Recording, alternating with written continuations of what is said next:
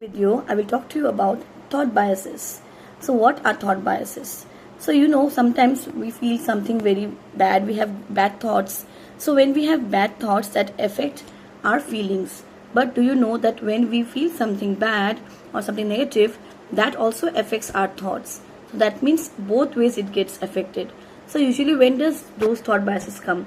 When you're in a bad mood, or something emotionally you are upset, or there are something happening in your life which is causing you emotional stress, pain. So those are the times when you get this thought biases. That means you think some things which are which affect your feelings, and or you feel something, you assume something and you feel those things, and then that affects your next step, that affects your next action. So today we'll talk about those thought biases. So number one is that sometimes might have felt that your friend might not be calling, like you'll be calling your friend and the friend is not receiving your phone or not about replying to your messages. So what do you think? You think that, oh my god, that person is ignoring me, that person doesn't want to talk to me, that person is ignoring me. So this is one type of thought biases, and it's called as mind reading. That means you are assuming that person is thinking something about you. It's called, you're reading the mind of that person, but it's not true. Okay, you do not know the actual fact, but you are still doing that. That's called mind reading. This is number one thought bias. Number two is that you are generalizing. Okay, like example, suppose you had a bad interview, okay, or you gave a bad exam, and what do you say? That I had a bad interview, my exam was very bad. Oh my god, my future is like it's ended. I have no future. My future is spoiled. Finish of my career. So you are generalizing your feelings. So you're feeling that, but that is not true. That may not be. That is not true. Your life is not over, but you're thinking like that. So that's called overgeneration. Okay. So then one more is egocentric. Okay, that means you are having this egoistic like feelings. Example, like suppose there's a person, maybe that person is of your age, and that person has done something, and that according to you which is wrong. So you are saying that if I would have been that person, I wouldn't have done that, or that person is doing something which he or she shouldn't do that.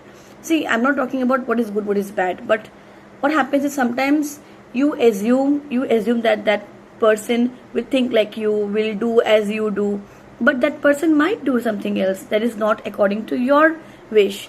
So that is called, that doesn't mean that person, like it is not expected that person will really will do as you say. So but still you have those thoughts. Okay, so that is called egocentric thinking. Okay, then we have emotional reasoning. So suppose you are going out somewhere with your friends maybe.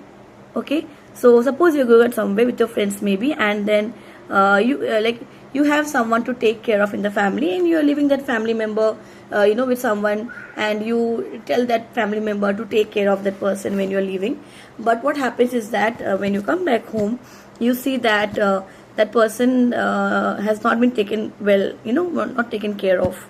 So what do you start thinking? You say that it's my fault only, I shouldn't have gone, it's my fault, because of my fault that person has not been taken care of, and I may be a bad person, I may be a bad friend, I may be a bad parent, I may be a bad family member. Because of me, that person is not being taken care of. So that is called emotional reasoning. So I was reading something and I found some very good topics to discuss with you. So this is one thought biases. So emotional reasoning. One more thing, very important, we do this in our daily life. What do? I must be perfect. Okay, I must be on time in office. It doesn't matter, like you are putting too much pressure on yourself. Must and shoulds, that means I should not eat like this, I should not do that, I should not go there, I must not do these things, like I must I must be kind, like to someone who is behaving badly with you. So there are some must and shoulds which you follow.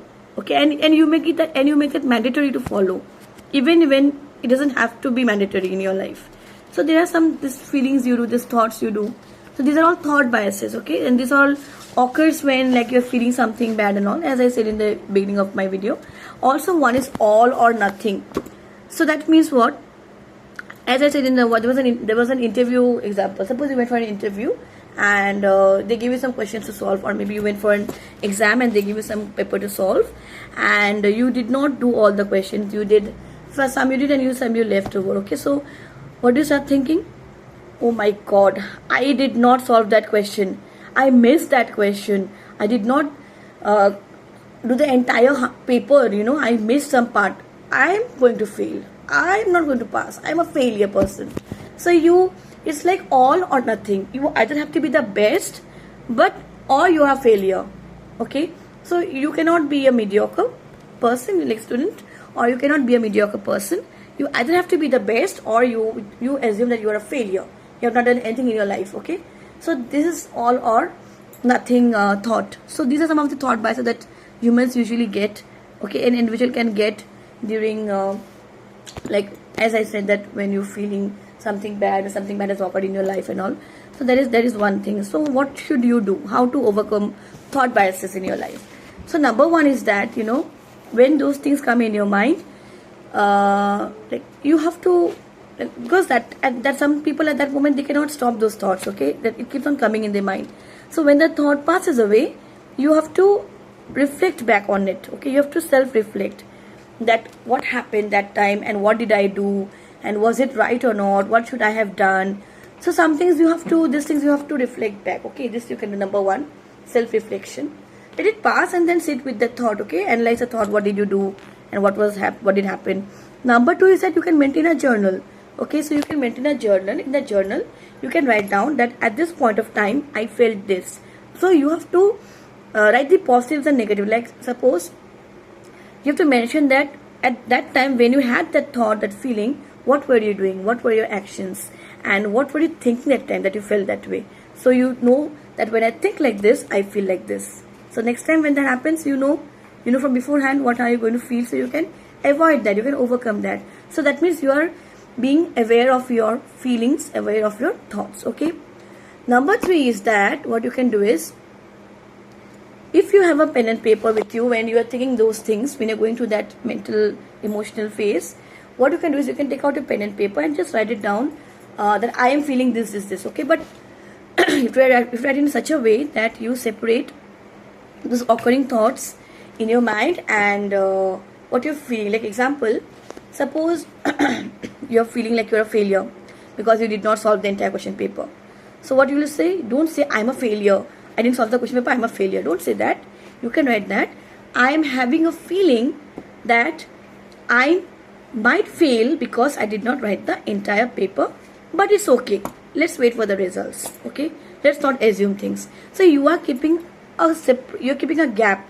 You're separating what you're feeling and with the thought that has come to your mind. That means it's a thought, it can pass away, it doesn't have to stay in your mind, you don't have to keep it in your mind. So when you are doing that writing, when you're writing it that way, you're separating your thought and your feeling. So this is number three.